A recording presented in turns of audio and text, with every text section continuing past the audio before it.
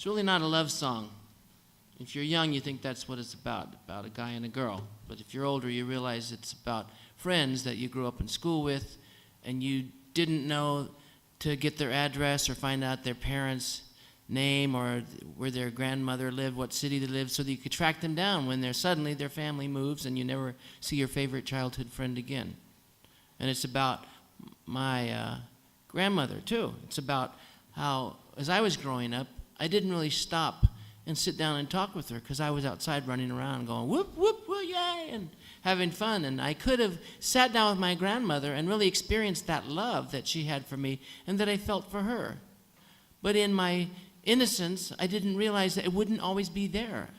I was very shocked when my great-grandmother died. Why did she do that? Nobody told me to plan for that. I was very hurt. And then my grandfather died, and I was very shocked. And I went with my father down. He made some arrangements the day of the funeral, and I went down early. And my father said, come here. And he took me in this room, and there was my grandfather. And he was just laying there, asleep. And my father said, I'll be right back. And he left the room, and I said to my grandfather, Grandpa, you can open up your eyes now. There's nobody here. Grandpa, it's just me, Grandpa. And I didn't understand. Why wouldn't he open his eyes? He was just asleep. I didn't understand death. And then my grandmother died. My other grandfather died. And by then I just realized death means, even though I feel like they're still here, I just haven't seen them for a long time. My grandmother must not be living in her home. She must have moved to some other house. And that's what I still feel like. I don't understand death. I can't comprehend it. Why would somebody I love and who loves me suddenly not be here? And where do they go? I just buried my father 2 years ago. Well, I understand death now, but I still feel like my dad's here. And sometimes I go, oh, Dad would like... No, I can't tell him. And sometimes I sleep and I wake up and I think that he's here. He's home. And then I remember, no. And maybe it's like that for us too. When I die, I probably won't even notice it. I will probably die. You know, I had a heart attack 10 years ago. And my little boy was, I think, 4.5. And he one day said to me, Dad, when you die, because I didn't die that time. I was in the hospital. I may look like it. I may feel like it tonight, you know. But I was in the hospital 4 or 5 times at that time. I've been in the hospital 20 times, and I'm still not dead. And I know it's not the doctors.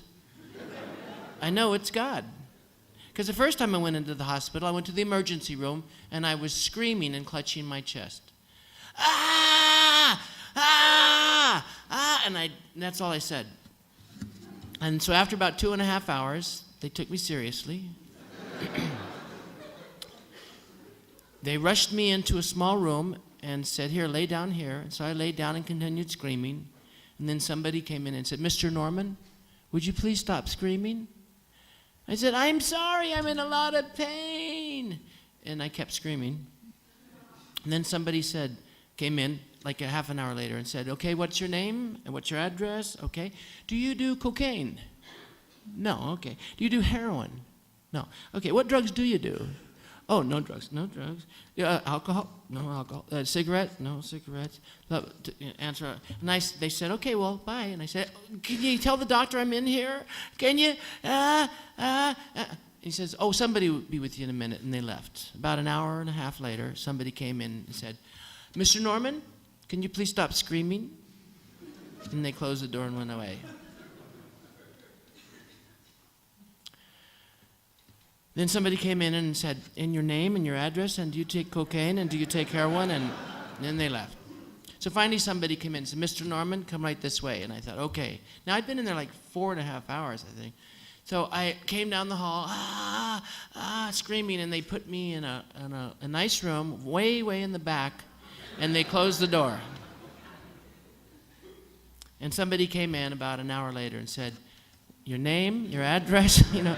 And I said, Larry Norman, no cocaine, no. I answered this twice before. Can you photocopy the answers and pass them around?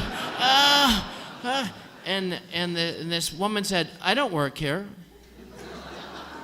You don't work here? She says, no. There's a bunch of us here from a local university. Today we're studying how to ask questions. And I didn't want her to get a bad grade, so I answered all her questions. And then somebody came in and said, Mr. Norman, you're making an awful lot of noise. Would you please stop screaming? And they left. And then somebody came in again, but I didn't notice because I was unconscious. And then I felt somebody touching me lightly and calling my name. Mr. Norman, Mr. Norman. And I tried to open my eyes. And I realized I was in this wishing well. I thought, I have to get out of here. So I started climbing up to the top of the wishing well, poked my head out, and it was a woman calling my name, and she was shaking me, not touching me. She was shaking me, and she was yelling, Mr. Norman, Mr. Norman. Oh, he's awake. He was not conscious, and he was still screaming.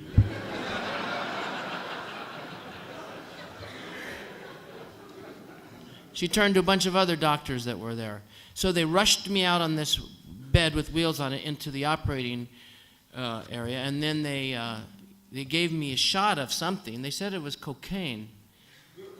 I thought they said it was cocaine, and then I asked somebody, and they said, no, it's codeine. I thought, well, that's good, because now I could change my answers on the test, No heroin, but cocaine. So suddenly I felt unwell, and I said, excuse me, I'm going to be sick. And the nurse said, I'm busy right now. And I noticed they were running awfully slow when they sped me into the operating area. And they were all talking like this. I was talking normal.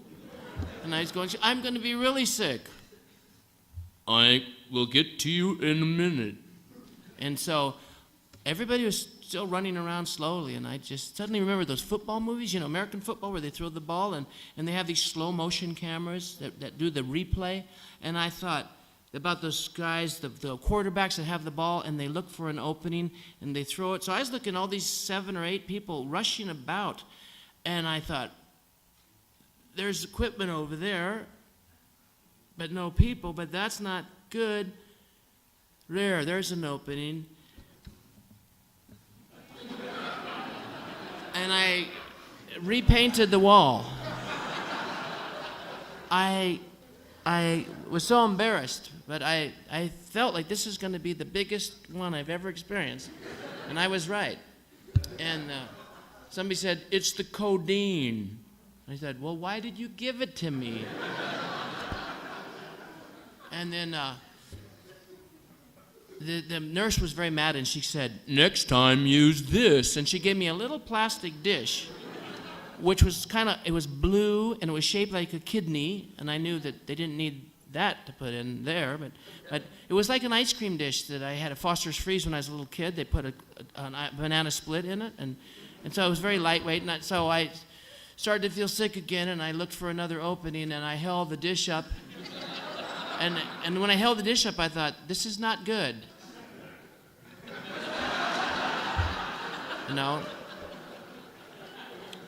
But actually, I didn't get anything on me because I blew the dish out of my hands across the room, and she came up and she put a towel over my face. Like, she said, use this. And I thought, this is even worse than the dish idea. So I took it off my face and just put it down here in case, I just thought I'd pull it up. Anyway, I was just very sick, and of course I had stopped screaming though. That was good, and I think that was the codeine. And they had told me when I came to the hospital I had indigestion. And now the doctor came over and said, Mr. Norman, and they were talking a little more normal now, He said, Mr. Norman, you've had a major heart attack. And I said, praise God. He said, what? I said, praise God. I thought I had indigestion. I mean, I was kind of out of it because of the codeine, but I was thinking, God can heal heart attacks and they can do surgery and stuff, but how do you find a Tums or Rolaids this big? This is the biggest indigestion I would have ever had. And if I had it for the rest of my life off and on, I'd be on stage screaming my songs out, you know? So they took me upstairs and they bumped my foot into the wall as they tried to get the elevator door open. I was on one of those gurneys with wheels on it. And then they put me in the elevator and crunched my foot against the bed again. And I saw that my foot was off the bed, and I was so out of it, I had to grab my foot and throw it on top of the bed. And then they rushed me into this room, and there has a bunch of cameras and stuff. He says, okay, now we would like to take a look at your heart. And he cut open my leg. And I thought, is that what they mean by practicing medicine?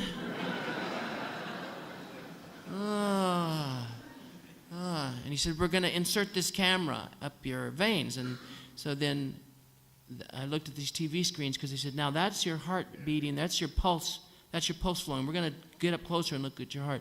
But I tried to stay awake and look at when they got to the heart, but I didn't see it because the next time I opened up my eyes, I realized I'd fallen asleep and that I was in a very small room. It was really dark.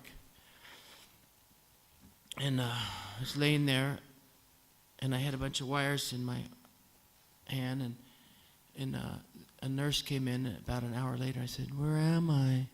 And she said, I see you. I said, I see you too. And she got mad at me because she thought I was joking. She said, no, ICU, intensive care unit. What's the matter? Well, I can't tell you. You have to talk to your doctor. And she left.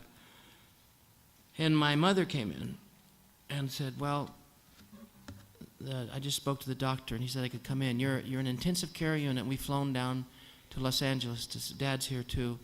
And you had a heart attack last night, and you died on the table. And they got you back. And then they said, she said, I can't talk. I can only talk a few minutes. And so she left. And I was just thinking about that. I died last night. I don't remember. I thought when you die, you're supposed to be in like a dark room. And then you see a tunnel, and there's light at the end of the tunnel. I didn't see that.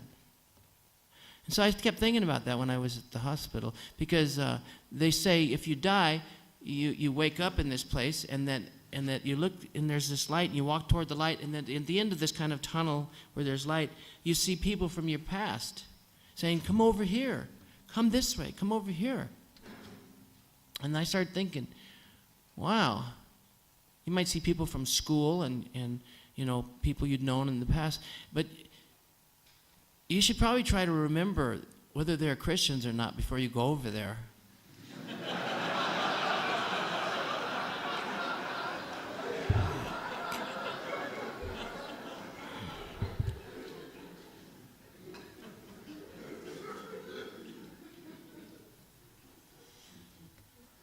So,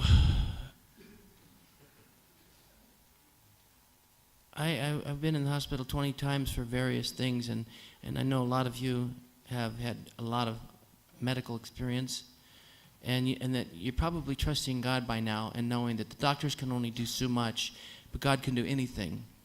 And 20 times is a lot, and there's more times than I needed to go, and I'm not impressed by the number. And when I have to go to the hospital now, I just call up the ambulance, or sometimes I tell my brother, hey, I got to go again to the hospital. And we jump up and we go. But I've gotten so used to it now. If I feel pretty good, but sometimes my heart beats, it's called sudden death. If it beats like 212 times a minute, it was the first time it was going that fast. And then now I can tell if it's the upper chamber or the lower chamber. So sometimes I stop and get some fast food on the way. Because I'm just counting on God, and I think, well, I probably got the time, and I know once I get to the hospital, I'm going to say two things. I need to use the bathroom, and they're going to say, okay, in a few minutes, and that means 5 or 6 hours. You know this is right, don't you guys? And you say, I'm hungry, and they'll say, okay, well, pretty soon, which means tomorrow. So I eat, and then when I check in, I say, I'm going to the bathroom. Sorry, sir, you have to lay down. No, I'm the patient, and I have rights, and I'm going to the bathroom, and then I'll lay down. And then so I just do. And I know I'm taking a bit of a chance, but I've been in 20 times. I'm a professional. So my little boy scared me one night. He was about 4.5. He said, "Dad, if you die from a heart attack, I'm just going to get myself in front of a gun because I want to be with you." And it hurt me to hear that. And so I said, "Lay down here, honey." And so he laid down next to me. I said, "You know, when I die, I'm going to wake up again when Jesus wakes me up. And you know what I'm going to say? I'm going to say, wow, that was only a second. And this is what I want for you. I want you to live a long time, and I want you to die when you're 80, 85, 90. And you know what's going to happen to you? You're going to die, and you're going to wake up and go, wow, that was only a second." And you know what? You know Apostle Paul.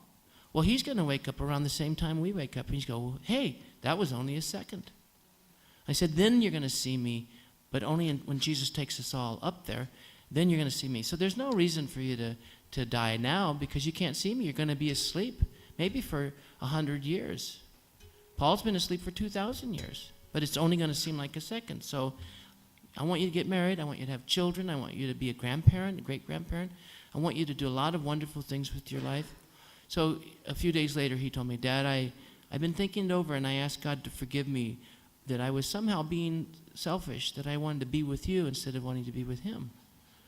And I knew that he understood. And I wasn't afraid that if I did suddenly die, that he would do something rash. So senior citizens and young children, that's what that song is about. I was wrong to let you go, Grandma. I was wrong to let you go, schoolyard friend. I was wrong to let you go, boyfriend or girlfriend, without telling you about God's love. I was wrong to let you go without completely loving you. I was selfish when I was immature, and I didn't tell you everything I needed to tell you, and I didn't know you'd move. I hoped that I'd keep being your friend, and I would finally tell you everything, and I was kind of a coward. I didn't tell you about Jesus because we were having so much fun. But love is love. It doesn't matter if it's your girlfriend, boyfriend, or your grandma, or your schoolyard friend. Love, true love, is complete love.